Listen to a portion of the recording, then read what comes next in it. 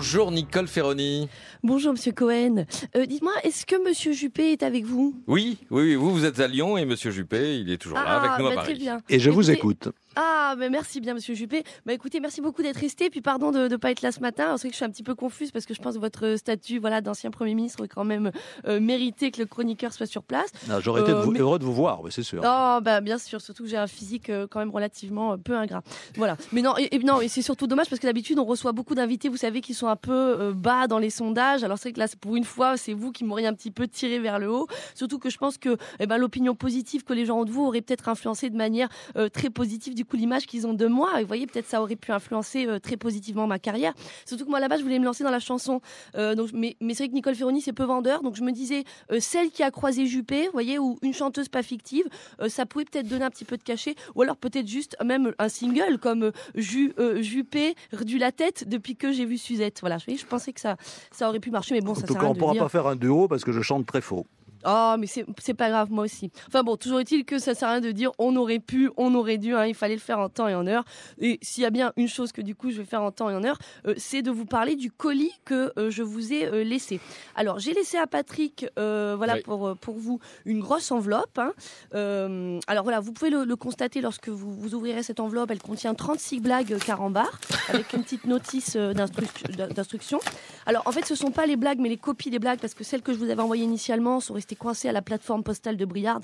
Ça, vous savez, c'est l'humour. Des fois, ça circule pas toujours très librement. Alors, vous allez me dire, mais Nicole, pourquoi ce cadeau étrange ? Enfin, vous n'êtes pas obligé de me le dire, mais c'est une formule rhétorique. Bref, toujours est-il que, en fait, la semaine dernière, vous savez, quand j'ai demandé à votre sujet comment vous étiez, quelqu'un m'a dit, tu verras, il n'a pas une once d'humour. Alors moi, bien sûr, ça m'a choqué. Pas que vous ayez une once d'humour ou pas, mais le fait que les gens ne se rendent pas compte, Monsieur Juppé, parce qu'une once d'humour, c'est énorme. Une once, c'est 28 grammes. Or, 28 grammes d'humour en permanence dans le corps, aucun corps humain n'est censé le supporter. On sait quand même que notre corps, c'est 6 litres de sang.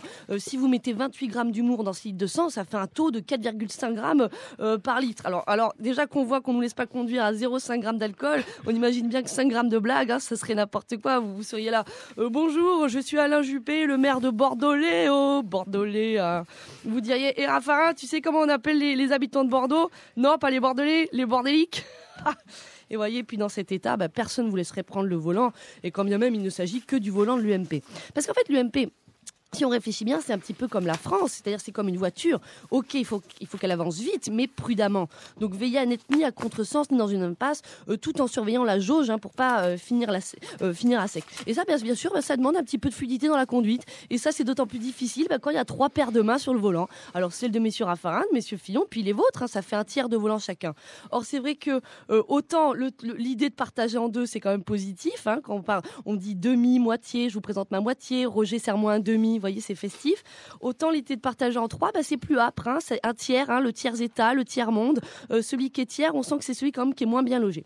Donc écoutez, moi ce que je vous conseille, Monsieur Juppé, c'est que devant la défiance que certains ont pour un petit peu votre trio viril de l'UMP, mettez à profit ce stock de blagues que je vous ai fourni, partagez-les avec François Fillon, avec Monsieur Raffarin, et ça va fluidifier vos échanges, alléger les débats et permettre, voyez, de faire glisser un petit peu les accrochages sur un flot de blagues, un peu comme l'écume sur la vague. Voilà, n'ayez pas peur de devenir drôle, d'être funky, d'être un petit rigolo, un sacré déconneur. Ouvrez les vannes de la vanne, car l'humour, c'est comme les pieds, on avance mieux quand on en a. Nicole Ferroni depuis le bureau de Radio France à Lyon, et Alain Juppé pendant votre chronique a découvert, a examiné les blagues carambar que vous lui aviez adressées. Avant de vous écouter, je n'avais pas une once d'humour, maintenant j'en ai une tonne. Très bien.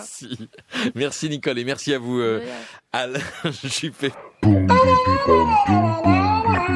La chronique.